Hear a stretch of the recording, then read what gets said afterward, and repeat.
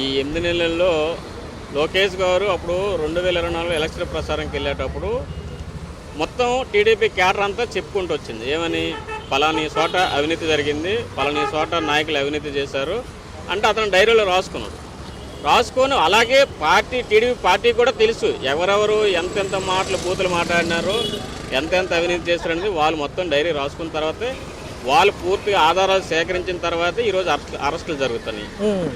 మరి చూసుకున్నట్లయితే next target ఎవరు? రెడ్ బుక్ రాజ్యాంగంలో ప్రకారంగా నెక్స్ట్ ఎవరు ఉండబోతున్నారు? నెక్స్ట్ ఎవరు ఉంటారంటే చెప్పలేము. ఎందుకంటే ఇప్పుడు చాలా వరకు సోషల్ మీడియాలో ఏమవుతుందంటే రోజా పేరు వస్తుంది, తర్వాత కొడాలి నాని పేరు వస్తుంది, అంబటి రాంబాబు పేరు వస్తుంది. సో ఇలాగ చాలామంది మంత్రుల పేర్లు వస్తున్నాయి.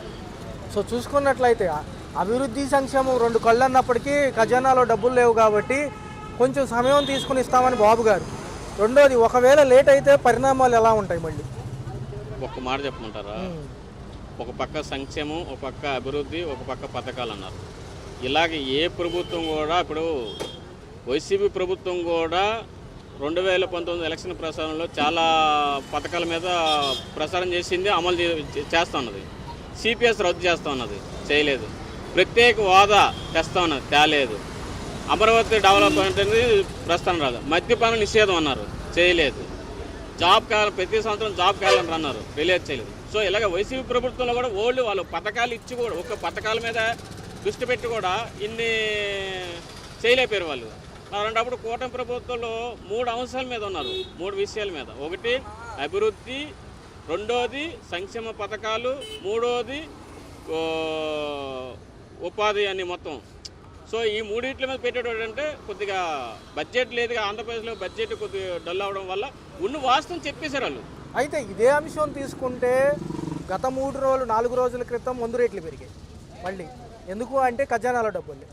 ఇదే విధానంగా చూసుకుంటే కొత్తగా స్మార్ట్ మీటర్లు వస్తున్నాయి, రీఛార్జ్ అంటున్నారు. ప్రజెంట్ డైరెక్ట్ కనెక్షన్ ఇస్తున్నారు, తదుపరి రీఛార్జ్ అంటున్నారు, పైలట్ ప్రాజెక్ట్ కింద తీసుకుంటున్నారు. మళ్ళీ కరెంట్ ఛార్జీలు పెంచలేనప్పటికీ కూడా ఉన్నవి కూడా తగ్గిస్తామన్నారు. అది ఇంకా అమలు 8 నెలలు అవుతుంది. సంక్షేమం కోసం చూసేవాళ్ళు మైండ్ సెట్లు వేరుగా ఉంటాయి, అభివృద్ధి కోసం చూసే మైండ్ సెట్లు వేరుగా ఉంటాయి. ఎలా బ్యాలెన్స్ చేస్తారు బాబు? మద్యపానం రేట్లు పెంచారంటే యాక్చువల్గా మొన్న మా ఇటు కూటమి ప్రభుత్వం వచ్చిన తర్వాత మద్యపానం రేట్లు తగ్గించారు కదా.